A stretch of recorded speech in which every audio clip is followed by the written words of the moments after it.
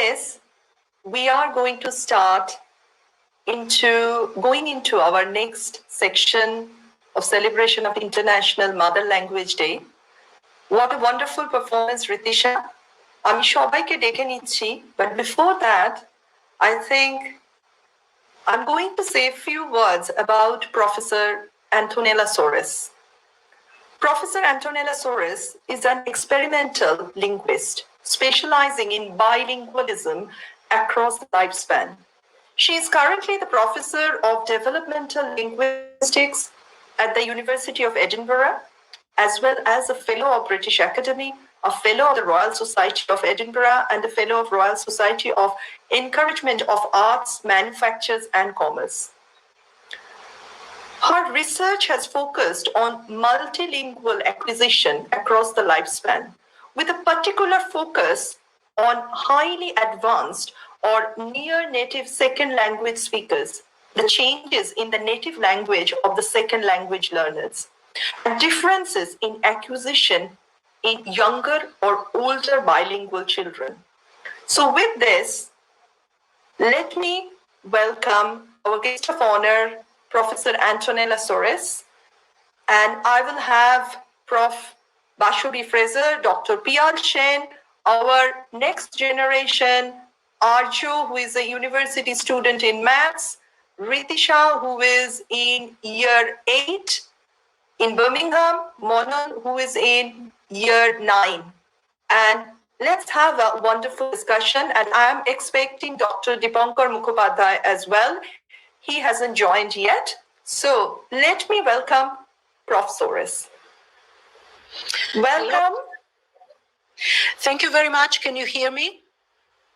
I can hear you very clearly, and welcome to our presentation today. And it's a privilege to have you here. It's an honor to be invited by you, and I'm delighted to be speaking to you today and to be celebrating mother languages together. My mother language is Italian. I was born and raised in Italy, and I've been living in Scotland for many years. I'm also the mother of 2 bilingual sons who were raised with English and Italian. So I know a little bit about what it means to raise bilingual children. Today, I'm here as a researcher who works on bilingualism. So I'm going to talk about the importance of knowing more than one language, any languages, for individuals and for societies.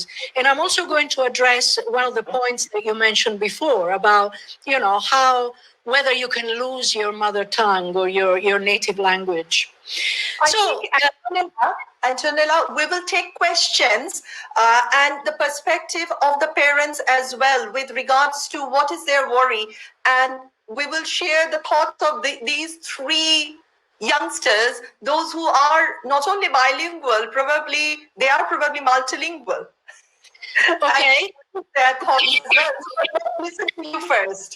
So would you like me to speak for 5 to 10 minutes, and then I'll take questions? Yeah. So,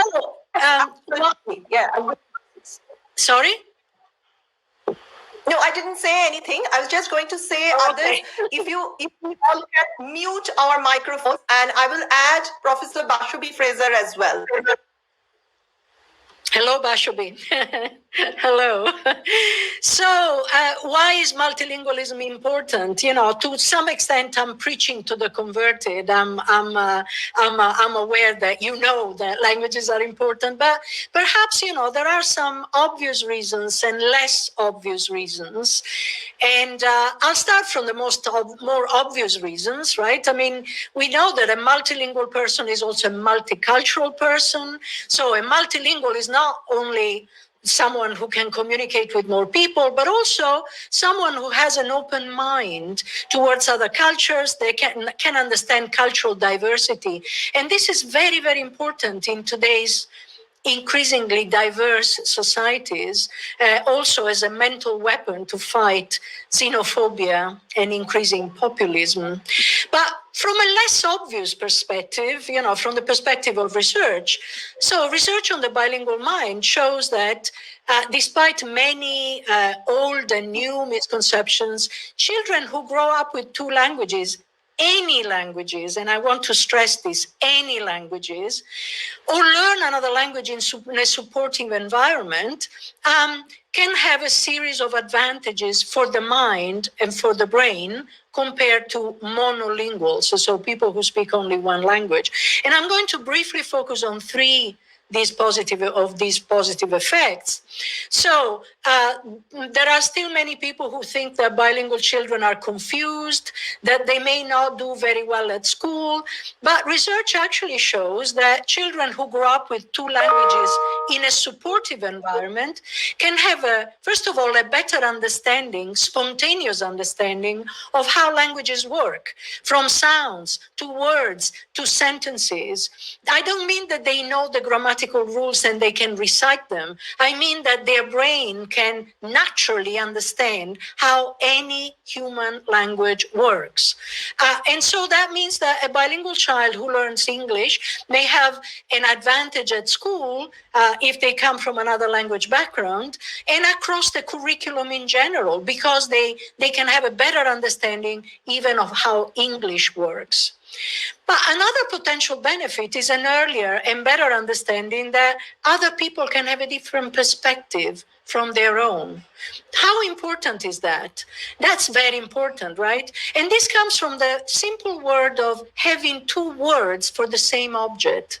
This opens the mind in a fundamental way. It also comes from the experience of having to choose the right language depending on the person that you talk to.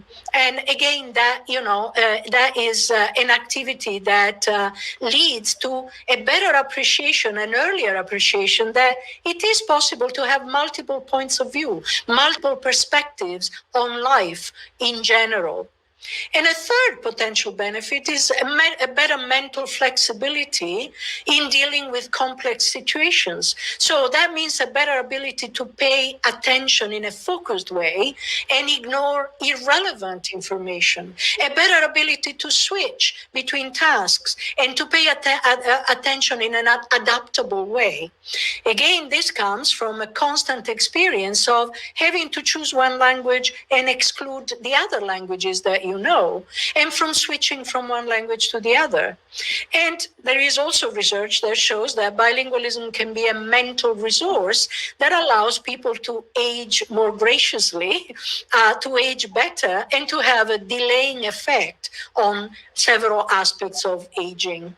There are challenges as well, right? But the better we understand the challenges, the better we can address the challenges and find solutions. So the combination of Brexit and the pandemic is a great challenge at the moment for languages. Languages are seen by many as not being priorities in post-lockdown schools compared to more important subjects. In addition, we face increasing isolationism, xenophobic nationalism, which bring back negative attitudes towards languages and their speakers. So action is needed now more than ever before to reach multilingual families in lockdown and reassure them that, for example, their child won't forget English if their home language improves. Action is needed now more than ever before to adapt communication of vital information on vaccines, for example, to different communities, taking into account their languages and their cultural expectations. We shouldn't forget another powerful argument, which is that multilingualism helps maintaining linguistic diversity. Languages are disappearing across the globe at a great rate, at a very fast rate. If you believe this, we are losing about one language every 2 to 3 weeks. One language every 2 to 3 weeks. In this century alone, the number of languages on the planet will be halved. So there will be half the number of languages. The survival of many of these languages depend on intergenerational transmission. So parents speaking the language to their children, often in a situation of bilingualism and multilingualism with the majority language. And what about the risk of losing your mother tongue, which somebody referred to this? We have to remember that a bilingual is not the sum of two monolinguals. We keep repeating this phrase, again and again. But very often, the assumption seems to be, and the expectation seems to be, that a bilingual behaves like monolingual in language A and monolingual in language B. Actually, this can't be true. Two languages or more than two often always influence each other in the same individual brain and in communities.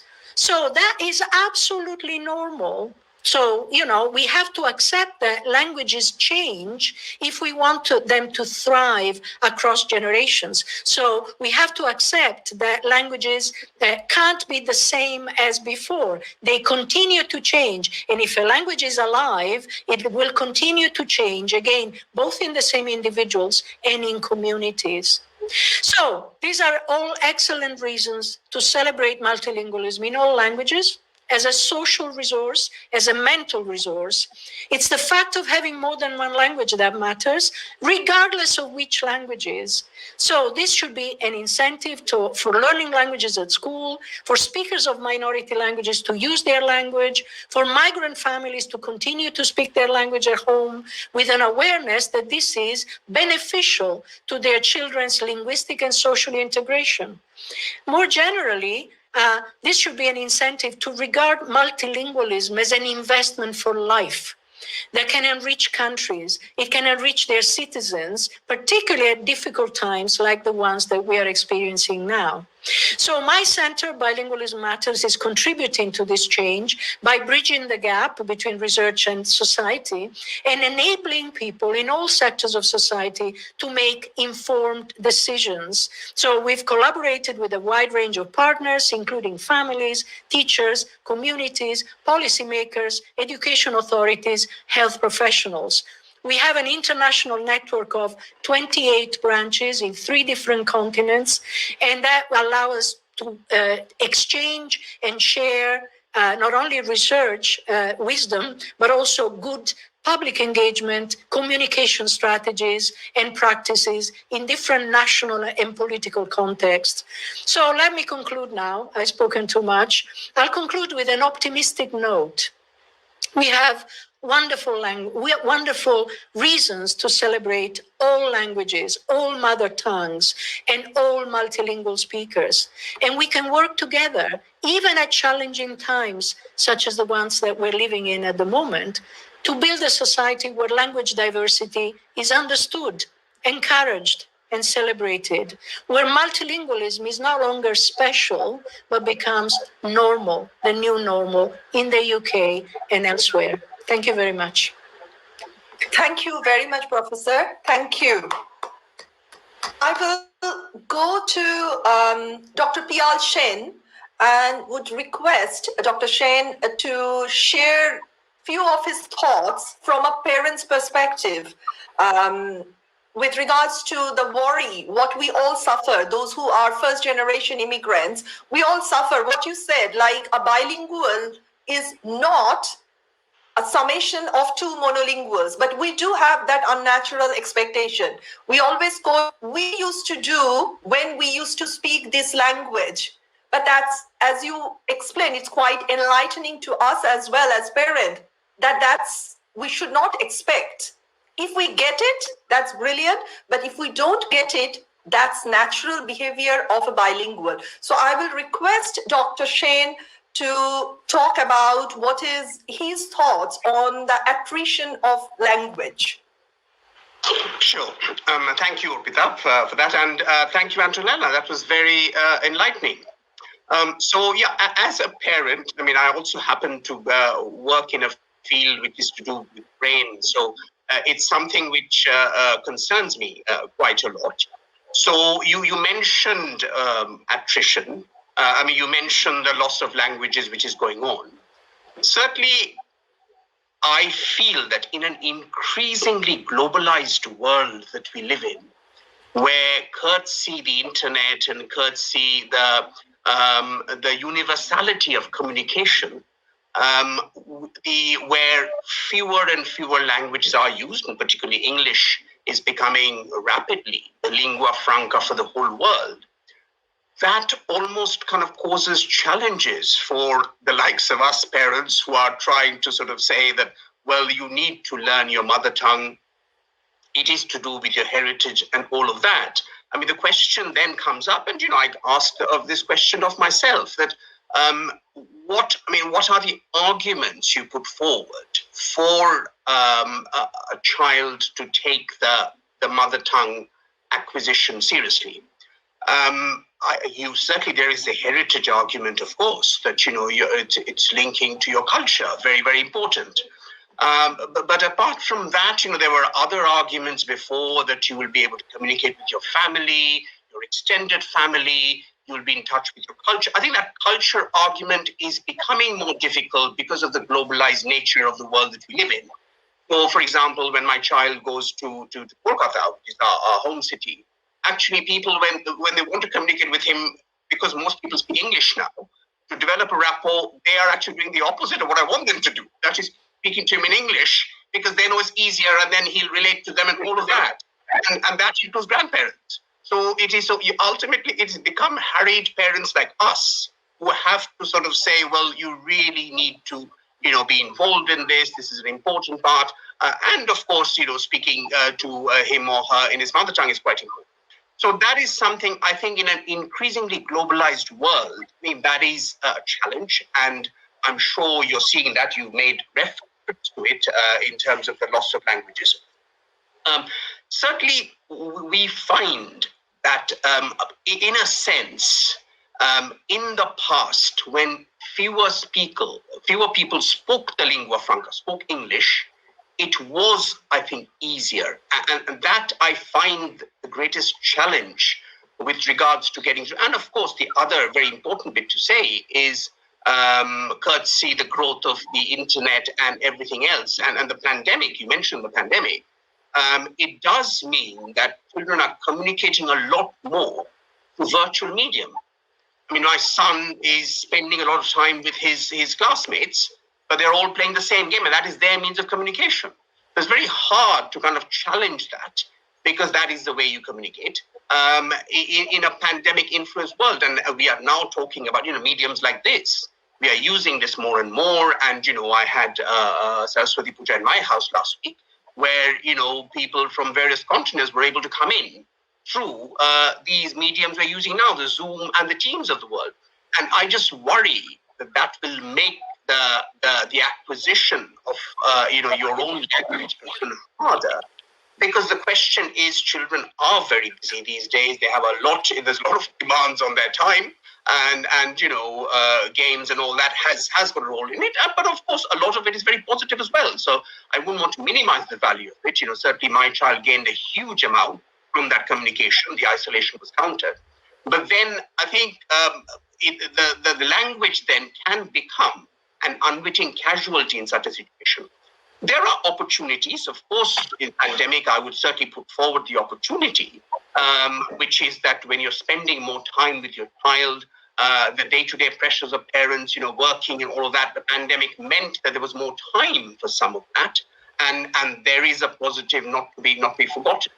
But it's this attrition that I worry about. The other thing which I worry about also is there is this view, and I'd quite like Antonella's views on this. We have this notion, in that as children grow up, as they attain adult, there is this kind of fertile time when the encoding, if you like, that happens. And some of the research I've read talks about it, earlier the better, which there's a lot to say for it. But then is there this kind of ideal time beyond which it gets more difficult? So this whole process of encoding, storage and retrieval, does it get harder as one enters, from adolescence onto adulthood? And that is, so parents who have that, children, are they kind of missing that? Should they get worried that their children are getting into a phase where they're nearer adulthood and they still haven't got the skills enough to, as it were, be called a genuinely skilled bilingual. So these are some of the things that I worry about. I think there's a lot more research that I read which says acquisition of language is a lifelong process.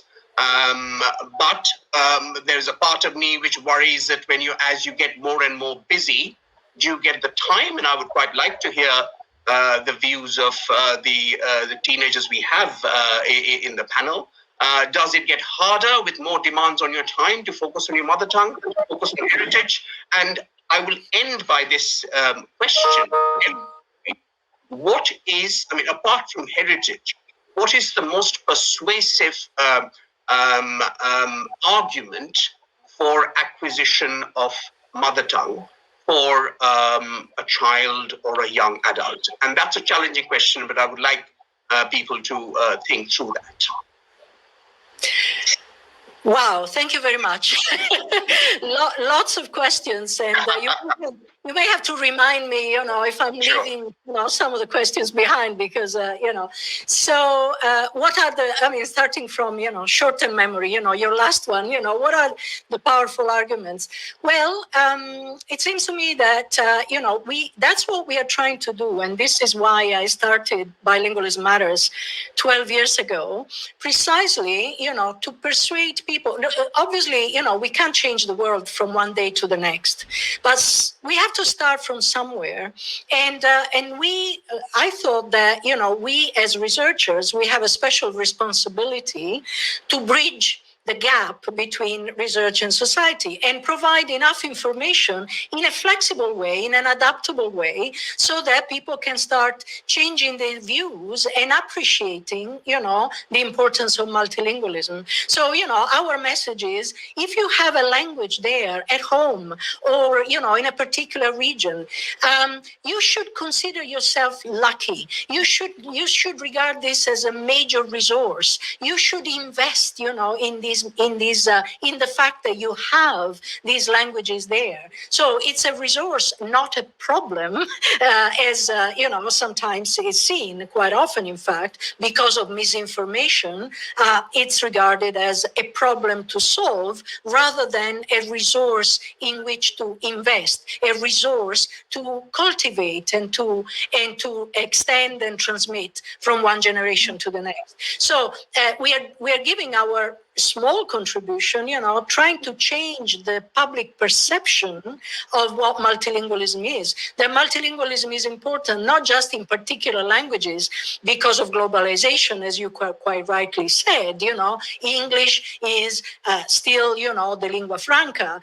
Chinese is emerging because what makes a language prestigious is the degree of political and economic power of the country where the language is spoken.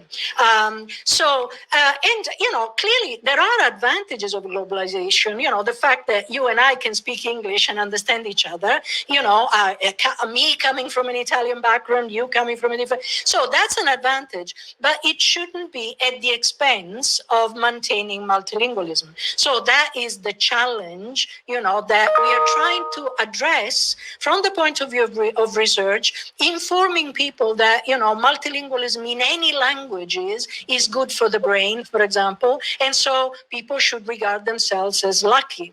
Now, another question that you raised is the best age to become multilingual. Clearly, for a long time, people thought, you can only learn a language well if you're a child. If you're an adult, well, something changes in the brain in an irreparable way. You can't really. Well, things are less clear-cut now. And what is emerging is that the brain is actually very, very flexible and very plastic all lifelong. So, the brain preserves plasticity for much longer than anybody thought, even until, 30 years ago. So it is possible to learn new things, including languages, later on in life. But as you yourself pointed out, there is a question of availability of time. So what makes us different from young children is the fact, among other things, is the fact that a child can be fully immersed, in the language language without constraints on their time, whereas we have to deal with pressures at work, raising children, this and that, and so on. So we don't have the availability of time that a child has. So clearly, the sooner you start, the better. If people have the opportunity to provide, their children with more than one language, they should grab it. They should really exploit it because that's the best time. It doesn't mean that if you start later, it's definitely too late, because now we're doing research on people in their 70s starting a new language. Their brain reacts very, very well. It doesn't mean that they have the time scale in front of them that a child has, obviously, to improve the language, to practice the language, but the brain responds much better than anybody thought. And a third point that you were addressing, yes. Sorry for interrupting. Before you go on further discussion, I just thought let's listen from these three youngsters and what is their thought, and then we will carry on discussion for a little while. So because I will come to who is the youngest of all. I think Ritisha is the youngest, then Manan, then Tiyas, then Arju. So I will start from Ritisha. Ritisha, what is your thought about learning different languages? And do you have any question for Professor? I think it's so important to learn a different language. I was actually the National Junior Language Champion of 2016. And I think being a bilingual person and having influences of Bangla in my life from a very young age, I think that sparked a love for languages and a motivation to learn more about different cultures and heritages through language. And I think it's easier in a sense now that we have so many developments in things like technology, so that we can have much easier access to learning these different languages. So through apps, for example, like Duolingo, I know I'm a user of that app, and other apps like Babbel, they can help us to reach out to more languages and try to salvage them, because as it was mentioned, these languages are dying, and I think it's our responsibility as the descendants of people who spoke and celebrated these languages to carry this on throughout our lives and also explore more languages, because I think there's only more that you can enrich within your own culture through these other languages, through these other cultures, through these other heritages. Thank you, Ritisha. Thank you very much. Very valid point. Let's move to Manan. Manan, what is your thoughts, and do you have any question for Prof. Sorace? Personally, I think that learning a new language, so Bangla, when I was very young, because in school I learned French and a bit of Latin, and knowing Bangla helped me with the pronunciation for French and Latin, because it's not like English, and there's a lot of different features of Bangla which can help you with languages that also aren't like English. So that has helped me a lot. And I would like to ask a question. I think I've forgotten it now, but if I remember it, I'll tell you. I had a question in mind. Okay. Sure. Hi, before we move on, sorry, I had a question. I didn't get to mention it. My question is that how would you try and spread these values across the children in the current day? So what would you say is the best way that we can instill these values in people of my age, so that people develop a love and also that they want to learn a language, so that it's not just forced, but something that they want to do and something that they love to do? I think we will take that question for Antonella, but let's listen to other two, and then we will go to Antonella with our bucket of questions. Is that okay? Remind me. Yeah, okay. I think they have better memory than myself, so they will all remind you. So, over to Tiyas. Well, first of all, learning languages in general is extremely important within itself because learning a language, it exercises the brain, it helps keep you active. And languages are so important for communication. So the more languages that you know, the more people that you can actually reach out to, the bigger your audience is, and the more you'll be able to connect to people. And obviously, knowing Bengali, knowing Bangla, it has helped a lot in school and in learning the other languages in the curriculum because the pronunciation is different. So being bilingual has helped so much in my life. Thank you, Tiyas. Thank you so much. I will take your question, Manan. Keep mone kore rakh. ঠিক আছে, ভুলে যাস না. And coming to Arju, what is your thoughts? Because you are now gone into university, what is your thoughts about being multilingual? Sorry, I think I was muted there. So I think being multilingual for me is something that wasn't something I wanted or I needed, but it's something that sort of just happens. It's not something I had to think about when I was growing up.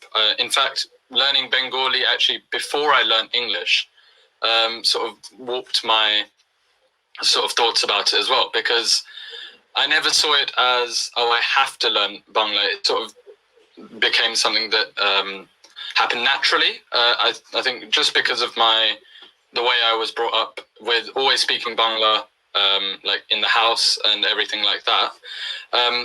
I think as I grew up, I felt that I was sort of isolated in that way. I saw a lot of people were only speaking English, but that never stopped me from speaking Bangla at home.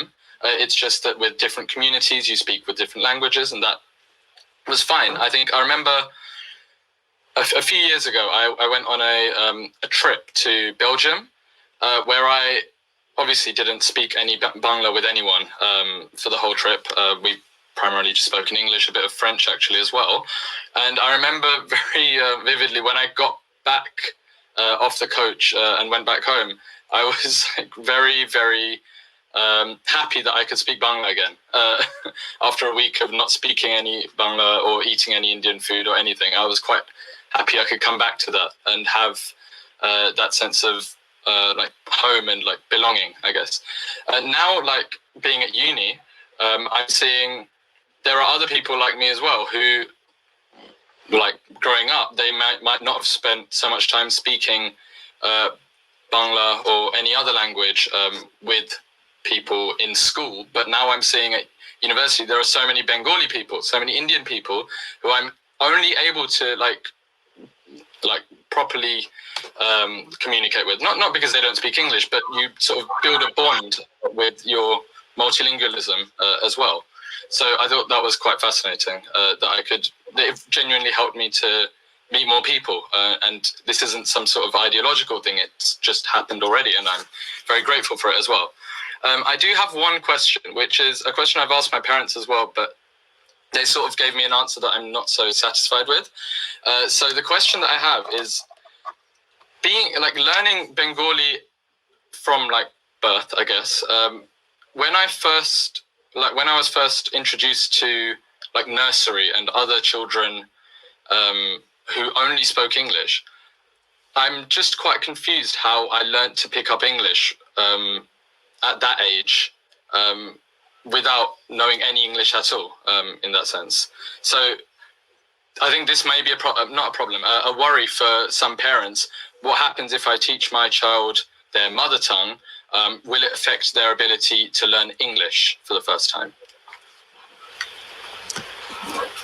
Right. So starting with Ritisha's question, how can you influence children of their generation to learn their mother tongue or learn their own language? Am I correct, Ritisha? Okay. Yeah, how do you like instill a love and want to learn a language instead of just forcing them to do so? Yes, it's very important. You said exactly the right thing. Without forcing them. That means persuading children that learning a language can be fun, can be interesting, can be engaging. So this is what we obviously we have to create an environment in the family, in the school, in society that actually appreciates multilingualism, and this is what we are trying to do at large. But more and more often, we are trying to talk directly to children. So we obviously, not 2-year-olds, because it's a little bit more difficult to communicate with them, but older children, from age, 7, 8 onwards, we actually have events where we talk about their own languages and they're being multilingual in a way that they can understand. We don't give them boring lectures, obviously, but in a way that actually, say, hey, you know other languages. Do you know how lucky you are? Do you know what you can do that other children maybe can't do? And that, usually makes children very interesting and very passionate about, they learn things that they don't know. So this is just, again, a little contribution, but if we sum up, the little contributions, we actually do something to change the environment where children can have better, more positive attitudes towards their languages and their bilingualism. We did a research project on attitudes where, we worked with children from migrant communities, as well as children who spoke Gaelic, which is a minority language in Scotland. So different kinds of bilingualism. And we actually talked to them. We asked them questions, what do you think about, when you speak these languages, what do you think? I mean, do you feel different? Do you feel funny? And so on. We got a lot of interesting, views about bilingualism. And then we discovered that children with positive attitudes, which clearly meant children growing up in encouraging families, going to encouraging schools, actually did better at tests of English and tests of cognition. So positive attitudes are very important. And we can do something about it. It doesn't, again, it won't happen tomorrow, but the more we work together to improve, to create a positive environment in society, the better we will manage to do that. Thank you. Thank you very much, Antonella. And Ritisha, does it answer your question? Yeah, definitely. Thank you very much. Very thank you. Manan, did you remember your question? Okay, go for it then. My question was, how do you retain a language? So how do you not forget it or not forget part of it? I think it applies for adults as well as children. So because English is so widely used now, people start to forget their mother tongues or other languages they've learned. So, for example, I did my French GCSE last year. However, I don't speak French with anyone, so I've forgotten a lot of it. So how would you say you should retain a language? Thank you for the question, and that's the question that I was going to address, previously, because it came up in the first intervention. So, first of all, I wouldn't necessarily say it's a loss of language. So, do you actually lose languages? No. So if you were exposed to a language and you spoke a language, in your early childhood, and then for some reason, you stop speaking it or you start speaking the other language more and more often, you don't lose the language, so your brain actually knows a lot better. And in fact, we have research that shows that if you are re-immersed in the language and in the community, it comes back. So your brain, what I mean by the brain, your brain knows better. Your brain actually retains the knowledge. You have a feeling that you've forgotten, but your brain knows better, because what actually can vary depending on how often you use the language and how often you hear the language is how well you can access the knowledge you have. The knowledge is there, it doesn't go away, but what can decrease or increase depending on practice is how quickly you access words, how quickly you access sentences in the language. And so this can come back. And remember that, the perfect bilingual and multilingual doesn't exist. All of us, have one language that it may be vastly better than the other at a particular point in time, or a tiny bit better than the other, depending on where we are, who we are talking to, what we are talking about, and all these kind of things. So I wouldn't really talk about loss of a language. The question of, transmission from one generation to the next, that's a bit different because, as I said, if a language is not spoken to the next generation in sufficient, then that language may actually stop being transmitted. And if that stops, the language may die. But that's different from what we were talking about. And attrition, let me just say attrition. So attrition is not loss. And languages in contact with one another affect each other. This is absolutely normal.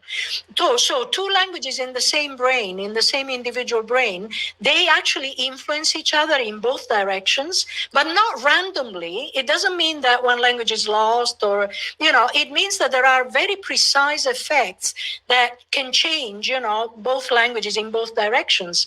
And so we can't expect languages to be spoken in exactly the same way as they were spoken by our grandparents or great-grandparents, because a lively language naturally changes. If a language is transmitted to the next generation, if a language is in a situation of multilingualism, it necessarily changes. But it doesn't mean that it's lost. So we have to understand that change is normal. Thank you. Thank you very much, Antonella. We are moving into Arju's last question, and that is, how do we address the worry of the parents that promoting just your mother language, you are actually not putting your child in a disadvantageous position at school or within the child's social surroundings? That's a very common question that we get. And there are many families who feel that the only way they can help their child, to do well at school, and so on, is actually to stop speaking their language or speaking it less and so on.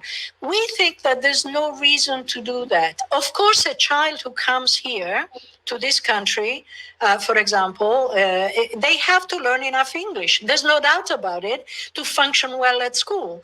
But that doesn't mean that it has to go at the expense of their home language. In fact, keeping and maintaining their home language may actually help them to learn English as well, if they hear enough English, right? So exposure to English is important, but exposure to English doesn't mean exposure to English at home, from parents who are often also learning English, as another language. So they're not the best models, for English. So it's much better if parents continue to speak their home language and make sure that their child has enough opportunities to learn English, but not from them, outside the home. And that child will grow up, with the benefits of multilingualism and the benefit of being attached to their own home language, their home culture, their family communication, and all the advantages that come from that. Thank you. Thank you so much. And I think more than the children, I think we adults as parents, we are much more enriched with this kind of information as well as questions from the children, because it's us, the first generation immigrants, we are always feel a bit scared that we are going to lose our values, our culture, if we do not teach our children enough of our own language. And I think we need to come out of that mindset, and as well as we need to just make it happen. But as you said very correctly, that it's not by persuasion, but it will just happen naturally. Make it a way of life. I was just going to say, Arpita, to thank everybody for the answers to my question. I think the bit about what Arjo said about university and increasingly globalized world does mean that you will come into a lot of people who speak your language, who might be from other countries when you go to university. And Bangla is the sixth most spoken language in the world. So that is quite a strong argument, I think. Also, what Antonella, you said, that bit about language, that's called language reversion, isn't it? When people who have got a very strong language in their head, even 20, 30 years later, they can go back to it. And that's also an argument that you learn it at a stage where you're learning better, not when you become a quote unquote old fogey, perhaps, which is nothing against it, but it's just that when you learn early, I think it stays better. So that I think is an argument which other people are putting forward, which I think is a strong argument to try harder now before children get too busy.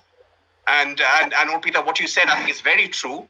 That is a lifelong process. We shouldn't rush it. We shouldn't get stressed. We should allow them to imbibe it. And actually, they're proud of their culture.